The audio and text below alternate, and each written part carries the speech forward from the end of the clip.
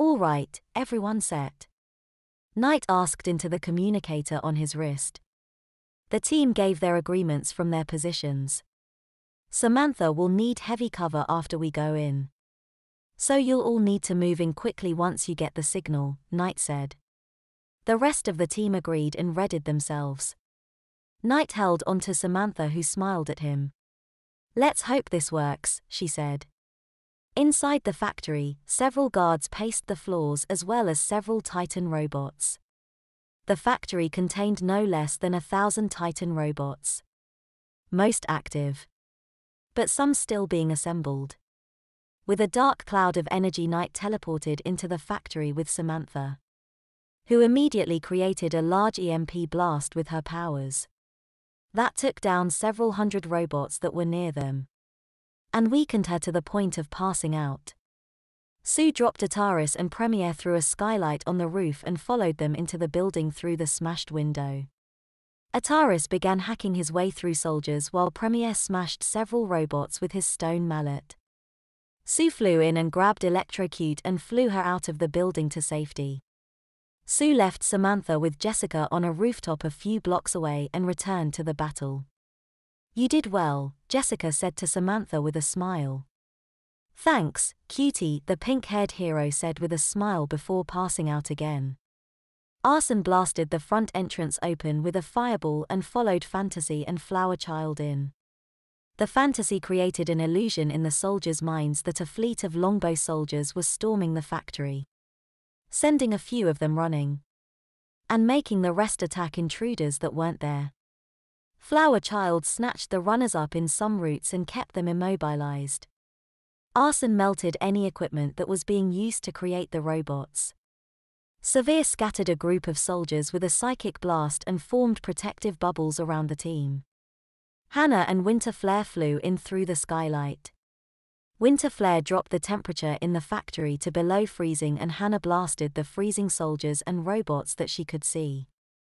Room clear, Knight said. I'll be damned, she was right. Arson said. We're not done yet, we still have to check out the lower level. Knight said as he led the group to the elevators down to the R&D department. Is anyone else concerned with the lack of security down here? Fantasy asked as she looked around at the empty corridor of the Stark Metallic facility. Several soldiers emerged from around a corner and opened fire on the group.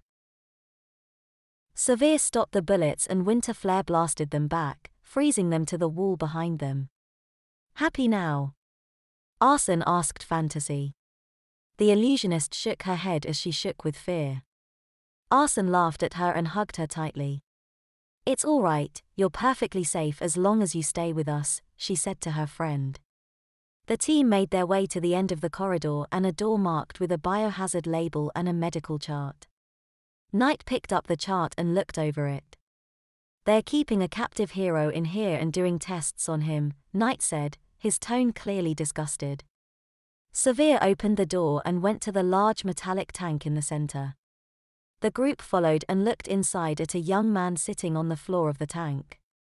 Clearly heavily sedated, the man could only look up at the strangers with pleading eyes. Stand back, Severe said as she focused her powers on the door of the tank and ripped it from its frame with her mind.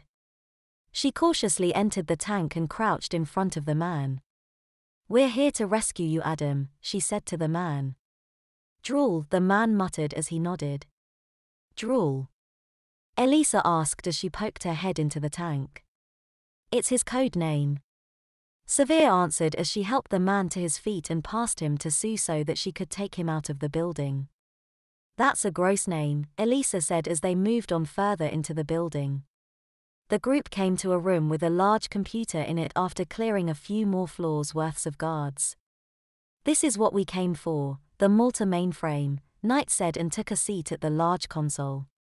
What are you doing? A voice asked from the shadows. The group looked up to see a man in a wheelchair approaching them. We're here to get information regarding Ernesto Hess' involvement with Malta, Knight explained to the man. Ernesto Hess, the man said and closed his eyes for a moment. Mr. Hess was in the business of delivering heroes to Malta for genetic testing.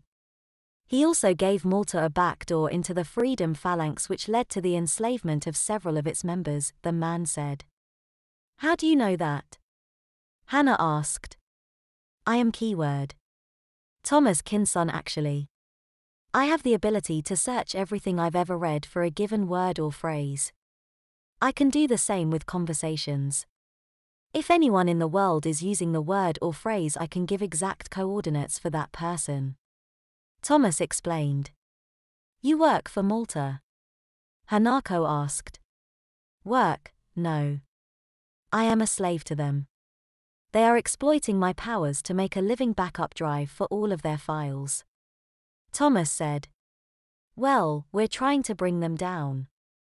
Will you come with us and tell the authorities everything you know? Knight asked. Keyword smiled at the group. It'd be my pleasure to bring these bastards down, he said. With Keyword in tow.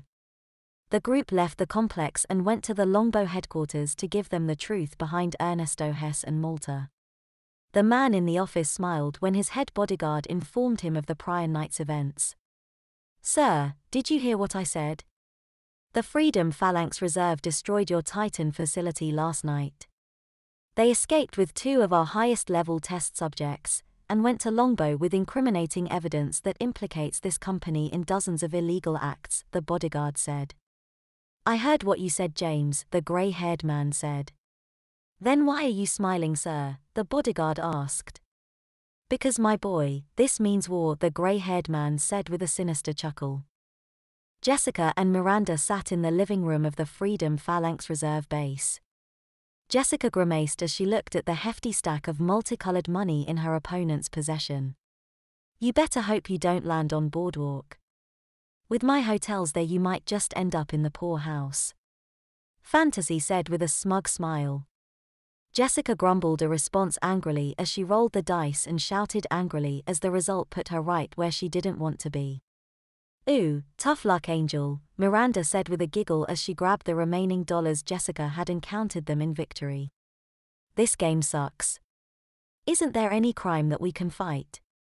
Jessica asked as she slumped back in her seat in defeat. Fantasy shook her head. Nope, things have been pretty quiet since we hit that factory last week, she said. Jessica sighed and got up from her seat. Well, I'm gonna go patrol, I can't play board games anymore, she said and made her way to the base teleporter. Want some company? Miranda asked.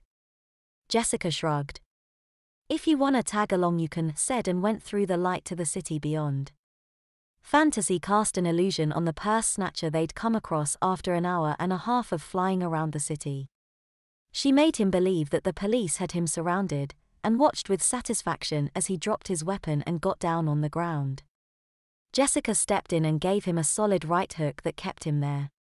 So I've been meaning to ask you how you can fly, Jessica asked Miranda as the pair flew off to find some higher stakes danger. I cast an illusion on myself that makes me believe I can fly, Miranda explained. How does that work? The illusion isn't real, what keeps you from falling? Jessica asked. Miranda chuckled. My illusions can be as real as I want them to be, she said.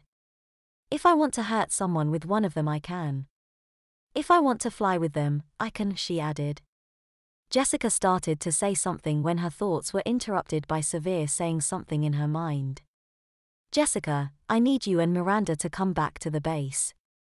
We've learned something interesting about Malta, the telepath said. Finally something to do. Jessica thought back in response before turning back to the base with Fantasy close behind. As Jessica and Fantasy entered the base they saw everyone seated at the large meeting table and quickly joined them. All right, Knight began.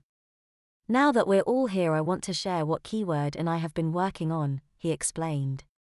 Keyword wheeled his wheelchair up next to Knight and greeted the assembled heroes with a smile. As many of you already know, Malta has its fingers in a lot of things in the city. One of those things happens to be us. Knight said. Keyword has given me all the information that Malta has on us, and needless to say, it's extensive, he said. What kind of information? Flower Child asked. Essentially, they know everything about us, Knight said. They've gathered enough information that they can neutralize us fairly easily, he said. Why are they so interested in us? Sue asked. According to Keyword, the Freedom Phalanx has been taken down by Malta already. As the longest active faction of the Freedom Phalanx Reserve, Rise of the Phoenix is the next hurdle in Malta's path. Knight explained. When was the FPR taken down? Arson asked. Some time ago, they've been enslaved by Malta for a few weeks now. Keyword said. Our first task is to free the FPR members, and then coordinate a strike to bring Malta down for good, Knight said as he walked around the table and set a file folder in front of everyone. These are the dossiers that Malta has on each of you. I suggest you study them well so that you know what to expect from them, he said. Each member of the team picked up their file and started reading it as Knight concluded the meeting. We're going to divide into teams of 2 to go after each member of the FPR. The teams will be Ataris and myself, Hannah and Winterflare, Sue and Premiere, Severe and Fantasy, Flower Child and Electrocute, and Arson and Diaper Dandy, he said.